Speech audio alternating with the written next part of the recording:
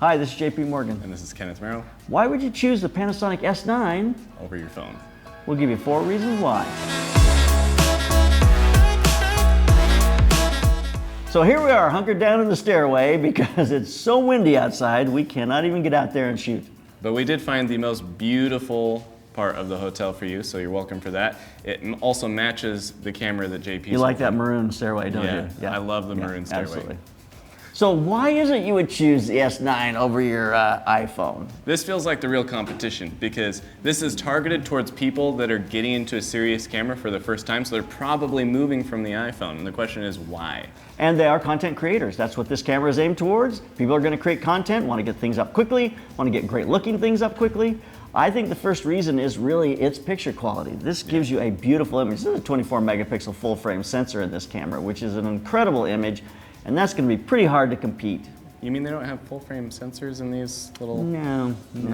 Yeah, a full frame sensor, I mean, it's going to give you such better quality in terms of dynamic range, in terms of resolution, in terms of color. The iPhone boasts pretty high resolution these days. I think I have the 15. I think it's up to 24 megapixels, but those megapixels it's not high quality megapixels. Your sensor is still about this big. Teeny little sensor. And so you're not getting a lot of information through these lenses, whereas this, it's just about as good as you can get in that 24 megapixel range. Oh, absolutely. I mean, it's a beautiful image. Panasonic has always had great color science. It's a beautiful image. It looks wonderful. So you're not going to compete with this, and it's going to show. And if you look at these side by side, see the images, you see exactly what we're talking about.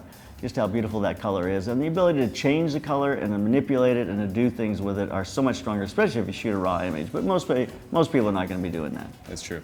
I would say reason number 2 is you actually get real bokeh. If you get a lens with a decent wide aperture, you're gonna get real out of focus background. You're not gonna rely on the computational editing that your phone's doing where it's artificially creating a blur around your subject, which frankly, sometimes it does work. Sometimes it looks great.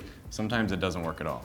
Well, and that really leads into number 3, because that beautiful bokeh, because it's an L-mount lens, and you can change the lenses on this camera. Yeah.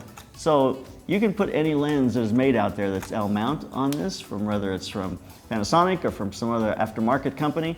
It just gives you the ability to choose wonderful lens choice to give you great bokeh, to give you great reach. We were shooting on a 28-200 on this yesterday, which just gave us beautiful reach.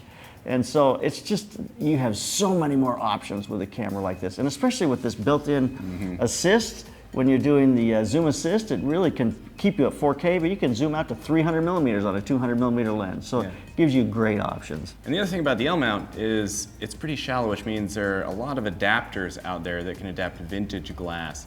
And shooting on vintage glass with that full frame sensor is going to give you a look that you can't get with the iPhone. No matter what editing software you're using on the iPhone, you're not going to get the really fun, unique look you get out of something like a Helios lens.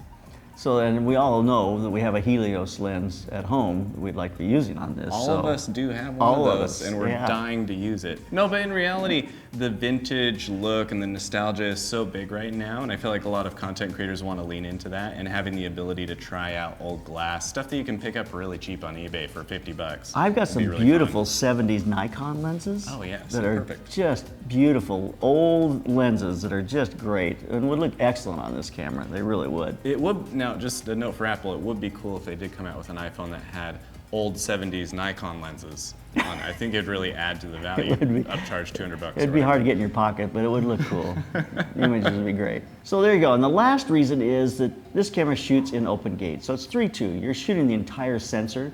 So you can take that vertical out of the middle, you can go square, you can use just different cropping in that same sensor size, whereas you don't have to be going like this, let's shoot it vertical, now let's shoot it horizontal, which we do periodically when we're shooting things on the phone quickly for social media.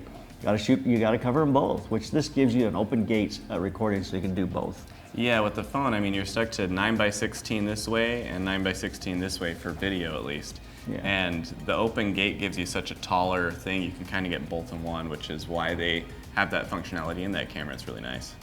So there really is, as interesting as it is, there are great reasons why the S9 is an excellent choice for content creation, especially if you consider the new workflow you get through their app, Lumix Lab. Lumix Lab allows you to put presets on it, allows you to crop and cut and push things out to social media. It becomes an interface between camera, phone, and out to social media, which makes this a fast content creation device, and it's not that much more expensive than the phone. And if you have a nicer camera, you don't have to go quite as expensive on your phone cameras. You know, if the primary purpose is content creation, you can get a cheaper phone and then get a nicer actual camera. I will say the S9 has been designed around the idea of shooting and then going directly to sharing without having to pull it into Lightroom or Photoshop and tweak the images and do all this grading and stuff. And that is still the edge that the iPhone has over the S9, because you don't even have to offload the images. There's just no step in between. You can take the picture and post it immediately, just changing an app. So if in that sense, the phone is always going to be a little more convenient, but I think the sacrifice that you're making in terms of the time it takes to kind of get your images online is well worth it if you're looking for that beautiful full frame, you know, rich colors, imagery, and the flexibility that comes along with a powerhouse camera like this. All things are a trade-off one way or another, and I think that trade-off is worth the image quality and the beautiful images you get, the bokeh, the things we talked about, lens choices.